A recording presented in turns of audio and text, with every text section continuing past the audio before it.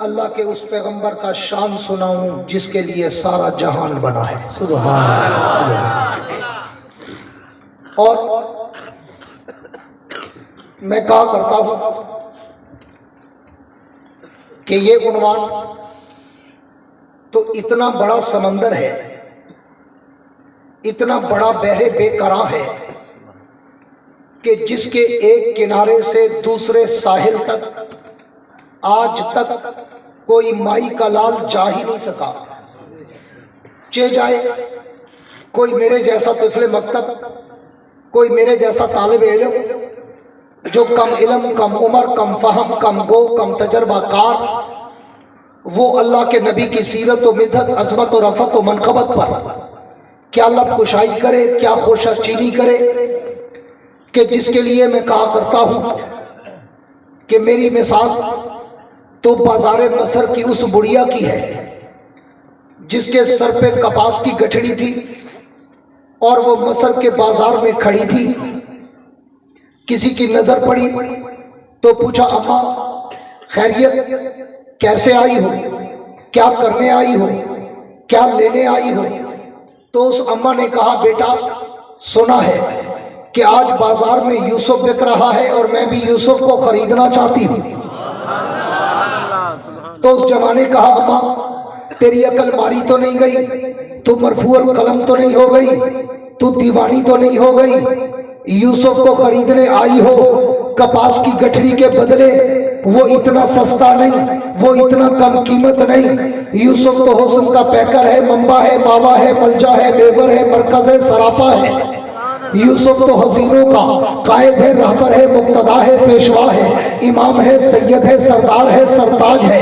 یہاں تو بڑے بڑے سوداگر، بڑے بڑے بیوپاری، بڑے بڑے شہزادے کھڑے ہیں. یوسف کو وہ لے جائیں گے تو ہاتھ ملتی رہ جائے گی. جا اپنا وقت خراب نہ کر، جا کے گھر کا کام کاج کر، یوسف کو لینا تیرے بس کا روگ نہیں. تو اس اماں نے رو کر کہا، اپنے آنکھوں میں آنسوں کی لڑی پرو کر کہا بیٹا پتا تو مجھے بھی ہے کہ یوسف کو خریدنا میرے بس کا روگ نہیں، لیکن شام تک قطار میں اس لیے کھڑی رہوں گی کہ یوسف ملے نہ ملے، قیامت کے دن اس کے چاہنے والوں میں میرا نام تو آ جائے گا.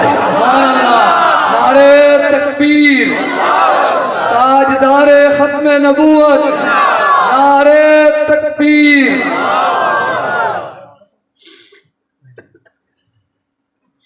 نعرہ تکبیر، شان رسالت، تاجدار ختم نبوت، مدینے والے کی ختم نبوت. میرے دوستو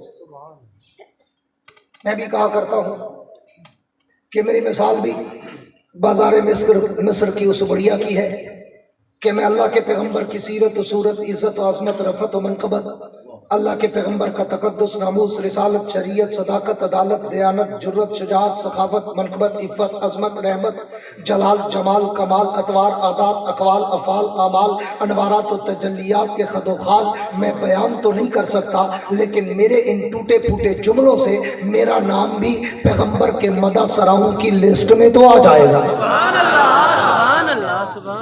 وگرنہ تو میں جب اللہ کے نبی کی سیرت کے سمندر کی لہروں پہ تیرنا شروع کرتا ہوں، میں تو سوچوں کہ سمندر میں ڈوب جاتا ہوں.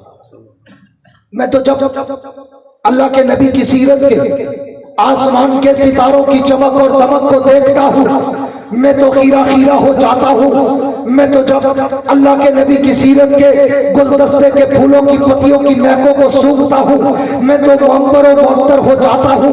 میں تو جب اللہ کے نبی کی سیرت کی کتاب کی ہیڈ لائن، شہ سرخی، زیب عنوان کو پڑھتا ہوں میں تو سوچوں میں مستغرق ہو جاتا ہوں کہ میں اس نبی کی سیرت کی ابتدا کہاں سے کروں، میں اس کی صورت کی ابتدا کہاں سے کروں، میں اس کی عظمت و رفعت و منقبت کی ابتدا کہاں سے کروں. کیوں؟ میں نے تو تاریخ و سیر کو پڑھا ہے، میں نے تو ائمہ روایات کو سنا ہے، میں نے تو تاریخ کے جھروکوں میں جھانکا ہے، میں نے تو تاریخ کے اوراق کی ورق گردانی کر کے دیکھا ہے، میں نے تو اپنے پیغمبر کا فرمان پڑھ کے دیکھا ہے کہ کنت نبیا و آدم بین الماء والطین. حضور فرماتے ہیں میں اس وقت بھی نبی تھا جب آدم ابھی پانی اور مٹی میں تھے. تو پھر بھٹیا والوں، چوک اعظم والوں، ہیرآباد والوں، تعلیم الاسلام والوں، مجھے بتاؤ میں اس نبی کی سیرت کی ابتدا کہاں سے کروں جو مٹی سے پہلے ہے، پانی سے پہلے ہے، زمین و سما سے پہلے ہے، مکین و مکان سے پہلے ہے، حور و غلمان سے پہلے ہے، ہر کہکشاں سے پہلے ہے، سارے جہاں سے پہلے ہے۔